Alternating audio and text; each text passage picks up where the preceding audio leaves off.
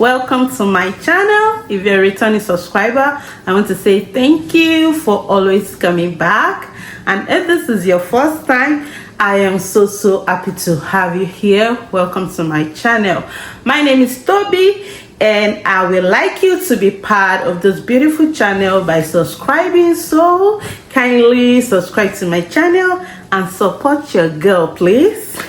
So guys, today I am reacting to this amazing video I saw, and because of my interest, my love for Indonesia, I thought it's a beautiful one to react to. So today I will be reacting to Bahasa Indonesia. It's a type of Indonesian language. You know, I'm really eager to watch this one because I want to learn one or two things, you know, to communicate a bit in Indonesia, guys. Without boring you in so much details, guys, let's dive right in and watch the video.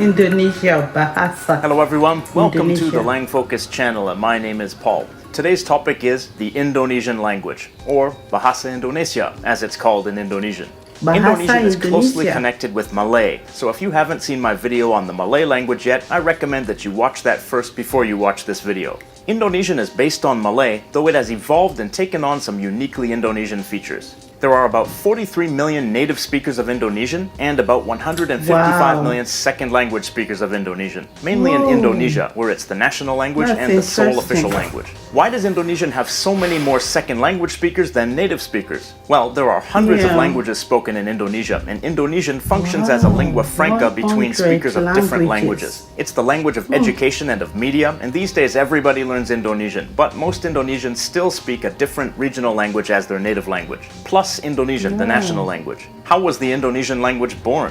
Indonesian is based on the Malay language, which has been a lingua franca of trade and of the elite throughout the Malay That's archipelago for interesting. centuries. The story of Indonesian begins during the colonial period. In the early 17th century, the VOC, or the Dutch East India Company, established a trading post at Batavia, the site of present-day Jakarta, and over the following 3 centuries expanded into other areas of present-day Indonesia. The Dutch East India Company made Malay the administrative language of its trading outpost. In 1799, the Dutch East India Company went bankrupt and the Dutch government took control of the colony. In the late 18th century, the British East India Company had also arrived in the archipelago, and in 1824, a treaty between the British and the Dutch divided the area between the British to the north and the Dutch to the south. In the Dutch colony, the promotion of the Dutch language and education in Dutch began, but only to a limited extent, mostly for the elite. Compared to other colonial powers, the Dutch were not really interested in changing the culture of the colonized people. Their main goal was to facilitate trade. Therefore, since Malay was already a lingua franca that could facilitate trade, there was no reason for them to introduce Dutch as a lingua franca. The Dutch promoted Malay as the language of education, recognizing Riau Malay, the classical Malay spoken in the Malacca and Johor Sultanates, as the standard language. This standard form of Malay continued to develop with the abundance of Malay literature in the 19th century, and in the 20th century, Malay linguists published dictionaries and grammars to further standardize and modernize the language. The Dutch language never became widespread in Indonesia. In fact, in 1940, only 2% of Indonesians spoke Dutch. But even though the role of the Dutch language was very limited, a large number of Dutch loanwords entered the Malay language in the areas under Dutch control. And this is one of the things that made the Indonesian variety of Malay different from other varieties. In the early 20th century, a pro-independence movement arose, and people throughout the Dutch colony began to see themselves as a single people, Indonesians. The term Indonesia was a new term for the archipelago, created by European ethnologists, but adopted by nationalists in the Dutch colony. At the Youth Conference of 1928, young nationalists declared the Youth Pledge with 3 ideals: one motherland, one nation, and one language. The language they chose was the Indonesian variety of Malay, which they named Bahasa Indonesia. When Indonesia declared independence in 1945, Indonesian was declared the national language of the new country. But why Indonesian? At the time of independence, Indonesian was the native language of only 5% of the population, while Javanese was the native language of over 40% of the population. So why wasn't Javanese chosen to be the national language? Well, that would have shown favoritism to Indonesia's largest ethnic group, undermining the national unity of the country. But Indonesian, previously known just as Malay, had been a lingua franca throughout the archipelago for centuries, so people in various regions of the country already knew some Malay. It was also a much simpler language than Japanese, and could realistically be learned by millions of people as a second language. Indonesian turned out to be the right choice, successfully becoming the language of government, education, trade, and communication between people in different regions of the country. Indonesian completely replaced the former colonial language Dutch as the language of public life, and that's something that's very rare in former colonies. Today, Indonesian is still the second language of most Indonesian people, but it's becoming increasingly more common as a native language, especially in the cities. That's because people from all over the country move to the big cities, so rather than speak their native regional languages, they speak Indonesian instead. And some of them get married with each other, and they raise their children speaking Indonesian as their primary language. So, what is Indonesian like? Well, undoubtedly, one of the things that made Indonesian so successful as a national language so quickly was its simplicity. If you've seen my video on Malay, then you're already familiar with the simplicity of Indonesian, because in its standard form, it's very close to standard Malay, just with some different vocabulary. Here are some features of Indonesian. Indonesian has simple phonology and orthography. In general, one letter represents just one sound. Indonesian has simple SVO sentence structure. There are no case inflections in Indonesian. There is also no grammatical gender in Indonesian. There's no plural form in Indonesian. And explicit plurals are made by reduplication. Reduplication meaning that you repeat the word again. And perhaps best of all, no verb conjugations. Let's look at a few Indonesian sentences and we'll identify some of those features. Mereka sedang memasak telur untuk sarapan. This sentence means they are cooking eggs for breakfast. Word for word, it's they now cook egg for breakfast. We can see that this sentence is SVO. As I said before, there are no verb conjugations. So how do we know that this action is happening now? Well, it's because of this word right here, sedang. This is an adverb that indicates that something is happening right now. You can change the tense of the verb by changing this adverb. Here's another sentence. Mereka sudah memasak telur untuk sarapan. After changing the word sedang to sudah, the sentence now means they cooked eggs for breakfast. In the past tense, the adverb sudah means something like already and shows that an action has been completed. How about the future tense? Mereka akan memasak telur untuk sarapan. Here, akan is the future adverb. Another example. Seperti saya, dia sering berlibur ke Lombok. This means, like me, he often travels to Lombok. Word for word, it's like I, he often travel to Lombok. Another example. Apa kamu mau duduk? This means, do you want to sit? Apa is a yes or no question marker. So word for word, it's question, you want sit. But apa is often left out in speech. And notice that to express desire, you can just add mau right before another verb. The second verb doesn't change its form at all. Another example. Saya menulis surat untuk teman saya. This means I write letters for my friend. Word for word, it's I write letter for friend I. Notice that the word for letters, surat, is the same as the singular form. Also notice that possession is shown by placing a personal pronoun right after a noun. Teman saya, literally friend I, means my friend. This makes it quite easy to form possessives. Yeah. Another example. Saya tidak suka makan kacang. This means I don't like eating peanuts. Word for word, it's I no like eat peanut. So we negate a sentence by adding tidak before the verb. And notice that, similar to the word mau, which means want, we can express like by placing the word suka right before another verb. Kacang sudah dimakan. This means the peanuts have already been eaten. Word by word, it's peanuts already be eaten. The verb dimakan is a passive.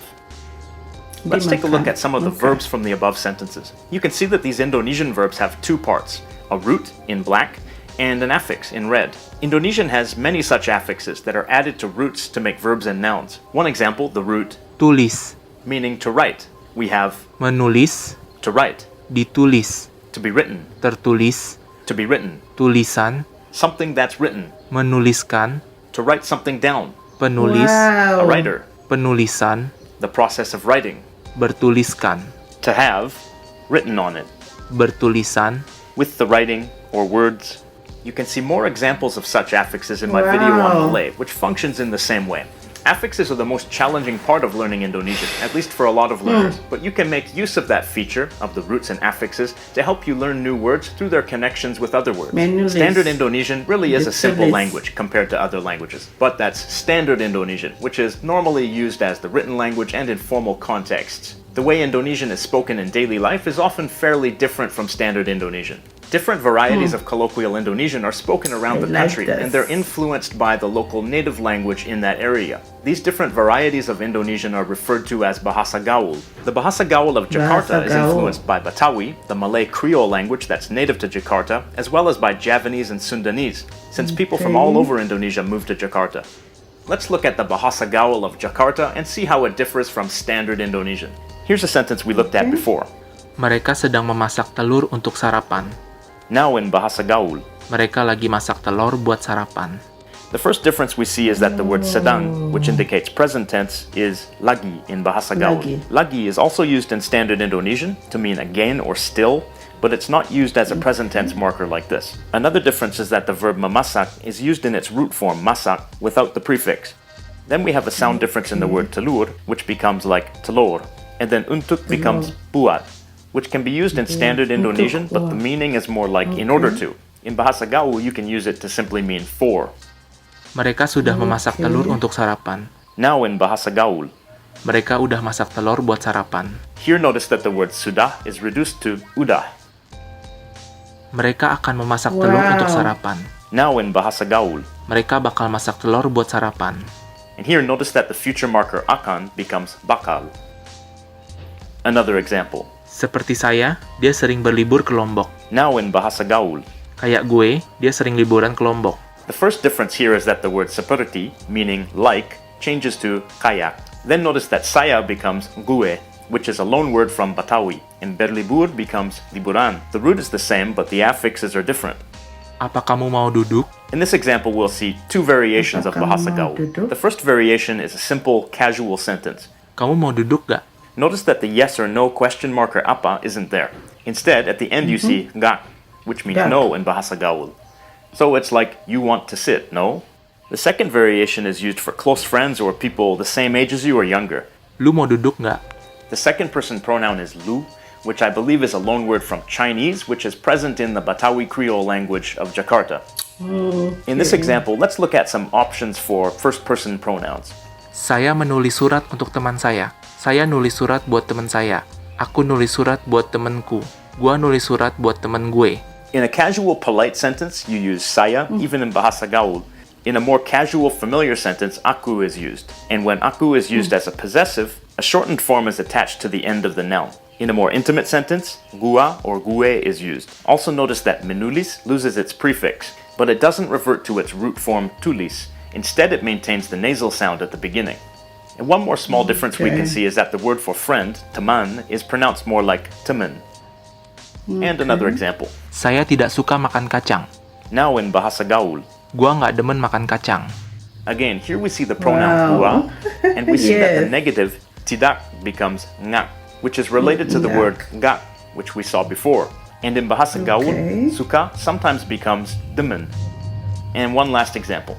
Kacang sudah dimakan. Now in Bahasa Gaul, Kacang udah dimakan. here the only difference is that sudah becomes udah, as we saw before. So you can see that the colloquial Indonesian of Jakarta is fairly different from Standard Indonesian, and there are varieties like this spoken around the country. The influence of the other languages of Indonesia on colloquial Indonesian is one of the things that sets the language apart from other varieties of Malay. Indonesian is definitely a fun language to study, and communicating with Indonesians in their national language and lingua franca is an amazing experience. The question of the day for Indonesians: to what extent do you speak Standard Indonesian? And to what extent do you speak Bahasa Gaul? And in what situations? Leave your comments down below. The question of the day to all Indonesians, okay, to what extent do you speak Standard Indonesian, and to what extent do you speak Bahasa Gaul? In what situation? Let us know in the comment section, guys. That was a beautiful, beautiful watch, I would say. I love every bit of this video. I love to learn new things. I love to learn, learning new ways other people do things, new language, new culture, I love it. So learning a bit of Indonesian language today interests me. I'm so much more interested in learning more about it right now. Let me know what Indonesia do you speak? What type of language? Do you speak Bahasa? Do you speak Indonesian?